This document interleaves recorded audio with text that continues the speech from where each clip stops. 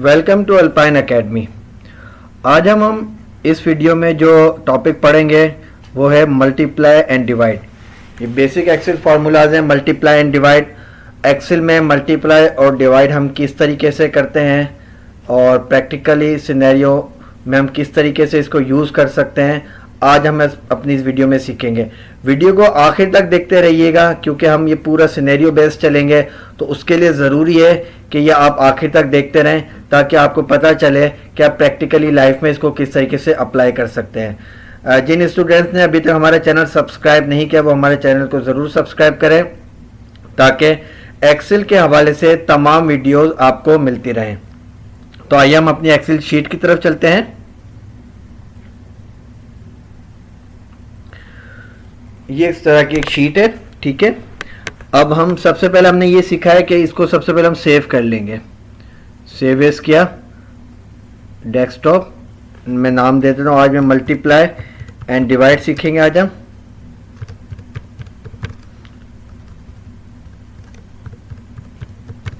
इस फाइल को मैंने नाम दे दिया तो ये आ गया मल्टीप्लाई एंड डिवाइड।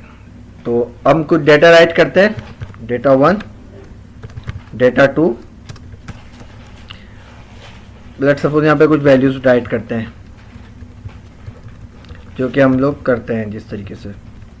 यहाँ पे भी कुछ डेटा राइट करते हैं।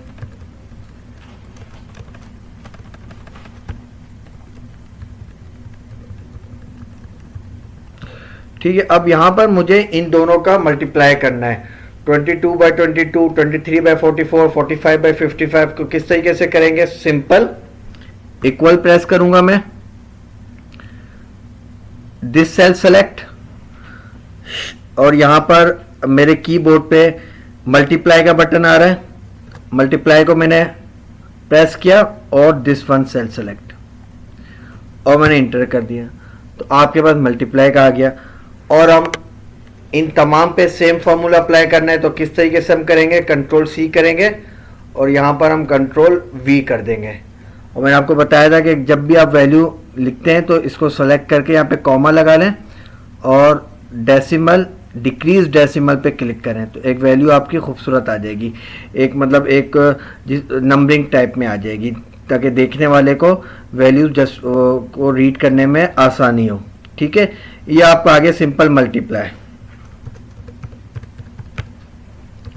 ठीक है, अगेन मैं आपको बताता चलूँ किस तरह मैंने किया। इन दोनों को मल्टीप्लाई करना है, इक्वल, इस सेल को सेलेक्ट किया, शिफ्ट प्रेस करके मैंने मल्टीप्लाई के बटन को प्रेस किया और इस सेल को सेलेक्ट किया, इंटर किया। अच्छा, बाज कीबोर्ड पे आपके पास नंबरिंग का जो सेक्शन है वो अलग बना हुआ होता है, तो उसमें आपके पास नंबरिंग होती है, प्लस का अलग बटन होता है, माइनस, डिवाइड और मल्टीप्लाई का अलग बटन होता है। तो उसमें तो सिंपल आप प्लस के बटन को सेलेक्ट करें, ऐड के और माइनस के बटन को सेलेक्ट करें, लेकिन बाज कीबोर्ड पे वो नंबरिंग का सेक्शन नहीं होता। ऊपर सिर्फ आपके कीबोर्ड पे दिया हुआ होता है और उसको फिर उसके डुअल फंक्शंस होते हैं। जैसे मेरे पास 2 के ऊपर ऐड का बटन है, 3 के पास साथ हैश का बटन है, 4 के साथ डॉलर साइन है। तो उस साइन को को यूज करने के लिए हम क्या करते हैं? जैसे लेट सपोज मेरे पास 8 के ऊपर मल्टीप्लाई का बटन, 8 और मल्टीप्लाई दोनों साथ हैं, तो मैं क्या करूंगा? मुझे मल्टीप्लाई यूज करना है तो मैं शिफ्ट प्रेस करके मल्टीप्लाई प्रेस करूंगा। शिफ्ट प्रेस करके अगर मैं 8 का बटन करूंगा तो वो इसका डुअल फंक्शन देगा, और अगर मैं सिंगल दबाऊंगा तो 8 ही देगा, लेकिन मैं शिफ्ट प्रेस करके 8 प्रेस करूंगा तो वो मल्टीप्लाई देगा। ठीक है, तो ये कीबोर्ड आपके पास डिफरेंट कीबोर्ड होगा, मेरे पास डिफरेंट कीबोर्ड है, तो ये मैं आपको एक ट्रिक बता रहा हूं तो आप परेशान मत होना।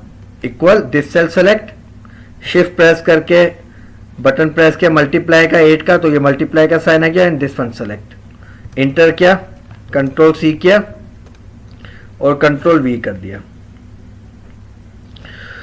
तो मेरे पास ये मल्टीप्लाई का आ गया। ठीक है जी, क्लियर है यहां तक? अब हम वही सेम, अब इसको हम जो है सिनेरियो बेस पे चलते हैं। लेट सपोज एक कंपनी है ABC इलेक्ट्रॉनिक्स, ठीक है, उसके पास कुछ आइटम्स हैं, AC, refrigerator, mobile phones room cooler, tablets, microwave oven, washing machine. ठीक है, टोटल यूनिट कितने हुए? उसने कुछ परचेजिंग की, एसी की उसने काफ़ी सारी परचेजिंग की, ये कुछ उसने परचेजिंग की।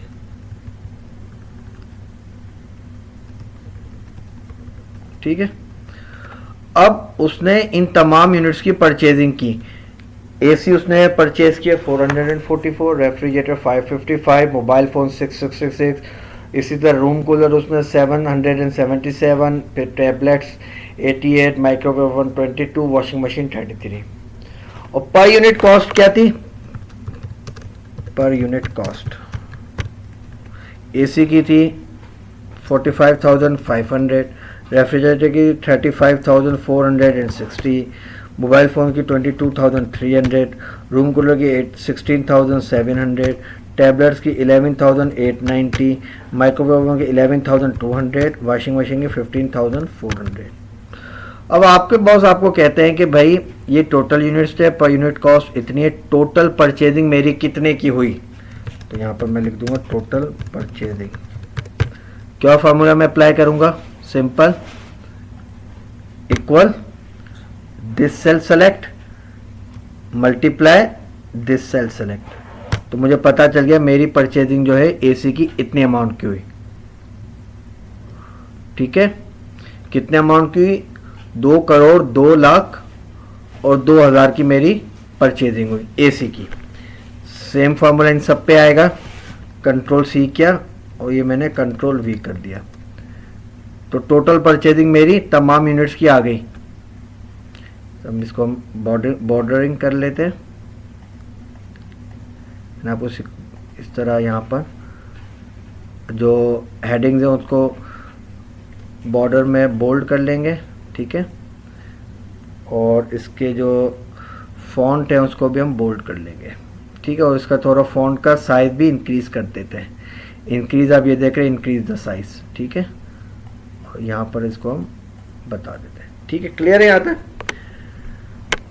यहाँ पर इसकी टोटल कॉस्ट, टोटल परचेजिंग आ गई कि रेफ्रिजरेटर की कितने की परचेजिंग हुई? 1,96,80,300। मोबाइल फोन्स की कितने की परचेजिंग हुई? इन तमाम की परचेजिंग।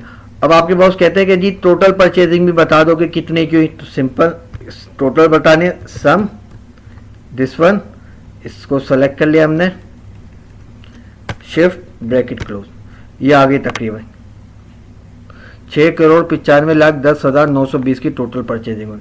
टोटल यूनिट्स कितने थे? 2,585। ठीक है, 2,585 टोटल यूनिट थे, उनकी टोटल परचेजिंग इतने की हुई। तो ये सिंपल मल्टीप्लाई का फॉर्मूला। और आपको ये जिस तरीके से मैंने सिनेरियो बताया, ये आपको आई एम डैम श्योर कि आपको ये अपनी प्रैक्टिकल लाइफ में ये ज़रूर इस तरीके की कोई सिचुएशन आएगी। और अगर आप इस वीडियो को गौर से देखेंगे तो और आपकी वीडियो जहन में रहेगी और इसको आप प्रैक्टिस करेंगे तो आपको उस वक्त उस सिचुएशन में अपना जो वैल्यूज़ निकालते हुए कोई प्रॉब्लम नहीं होगी। तो गौर से देखते रहिए, आखिर तक वीडियो देखिएगा। अब हम नेक्स्ट स्टेप पे आते हैं, जो कि हमारा नेक्स्ट स्टेप कौन सा है? डिवाइड का। आइए डिवाइड की तरफ चलते हैं।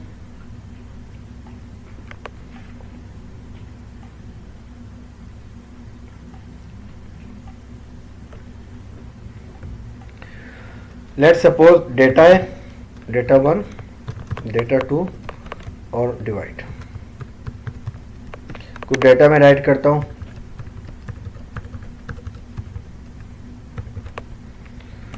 और यहां पर मैं कुछ यहां पर भी डेटा राइट करता हूं।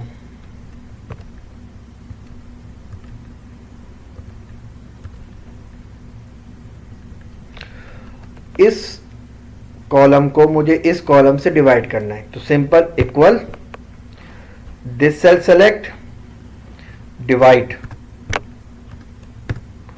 डिवाइड का बटन प्रेस किया और दिस सेल सेलेक्ट और एंटर कर दिया। तो सिंपल आ गया।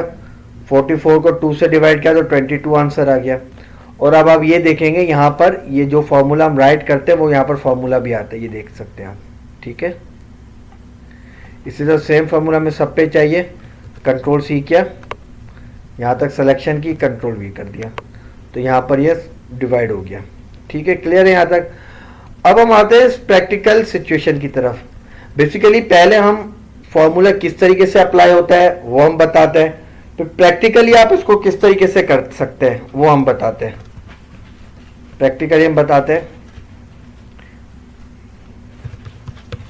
कुछ यूनिट्स हम राइट डाउन करते हैं।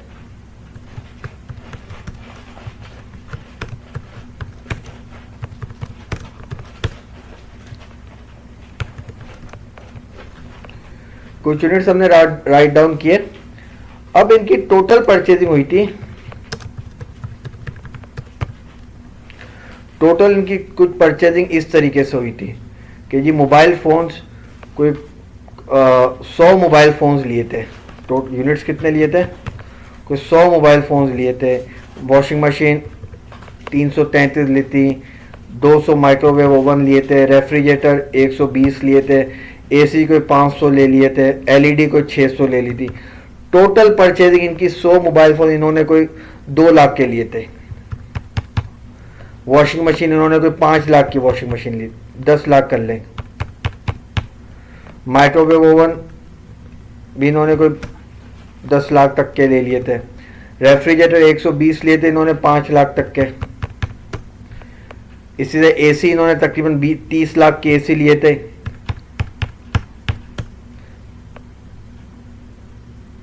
और इधर एलईडी भी इन्होंने कोई कुछ 4 लाख तक की एलईडी ली थी। ये मैं बता रहा हूं आपको टोटल परचेजिंग के 100 यूनिट के टोटल प्राइस इतनी हुई, 333 यूनिट की टोटल प्राइस इतनी हुई, इन सब की टोटल। अब आपके बॉस कहते हैं कि यार ये तो टोटल परचेजिंग है, मुझे पर यूनिट कॉस्ट बताओ। पर यूनिट कॉस्ट निकालनी है। पर यूनिट कॉस्ट सिंपल है, equal this cell select dividing by this cell select. ठीक है, तो पता चला जी एक मोबाइल फोन मेरा simple mobile phone without Android वाला 2000 का मुझे मिला। ठीक है, जो मैंने परचेजिंग की 2000 का मेरा एक मोबाइल फोन आया। सिंपल फार्मूला सब पे लगाना है, कंट्रोल वी कर लिया। 3003 रुपए की मुझे एक वॉशिंग मशीन पड़ी। माइक्रोवेव ओवन कितने का पड़ा? 5000 का मुझे माइक्रोवेव ओवन पड़ा। जो रेफ्रिजरेटर था उसकी कॉस्ट जो आई पर यूनिट कॉस्ट 4167 आई। चले हम रेफ्रिजरेटर को हम 5 लाख नहीं 50 लाख कर देते, एक जीरो और बढ़ा देते क्योंकि 4000 में तो कोई रेफ्रिजरेटर नहीं आता। 50 लाख की हमने टोटल परचेजिंग थी, टोटल यूनिट 120 थे, तो कितने का रेफ्रिजरेटर आया? तकरीबन 41,667 रुपए का रेफ्रिजरेटर आया। इसे एसी की हमने 30 लाख की परचेजिंग की थी, 500 यूनिट, तो एसी कितने का है? एसी को हम एक और जीरो बढ़ा देते हैं, तो एक एसी कितने का है? 60,000 का आया। इसी तरह एलईडी कितने की है? एलईडी भी में भी हम एक जीरो हम और बढ़ा देते हैं, तो 6,667 की एक सिंपल एलईडी है। तो बेसिकली बताने का मकसद ये है कि किस तरीके से हम पर यूनिट कॉस्ट निकाल सकते हैं। अब यहाँ पर आप टोटल परचेजिंग जितनी भी हो वो आप अपनी एक्चुअल जो परचेजिंग, यहाँ पर मैंने एक एग्जाम्पशन बेस अंदाजन के हिसाब से कोई लिखी थी। ठीक है, टोटल परचेजिंग इतने की हुई, टोटल यूनिट्स इतने थे, पर यूनिट कॉस्ट इतनी। क्या करेंगे? इक्वल दिस वन, इस सेल को सेलेक्ट करेंगे, डिवाइड दिस सेल, इंटर किया, अब कंट्रोल सी किया और यहाँ पर हमारे पास आ गई पर यूनिट कॉस्ट। तो सिंपल डिवाइड का प्रैक्टिकली हम इस तरीके से कर सकते हैं। ठीक है, मल्टीप्लाई सीखा आज हमने, सिंपल फॉर्मूला सीखा, फिर उसकी हमने प्रैक्टिकली बेस सीखा, इसके बाद हमने डिवाइड सीखा, फिर उसका हमने प्रैक्टिकली बेस डिवाइड सीखा कि किस तरीके से है।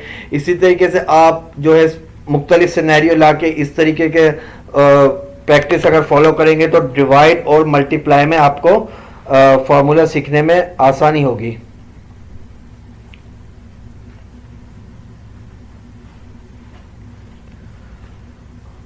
आज की वीडियो में इतना ही रखते हैं। अगर इस वीडियो के हवाले से आपको कोई भी क्वेश्चन हो तो आप हमें फेसबुक पे मैसेज कर सकते हैं।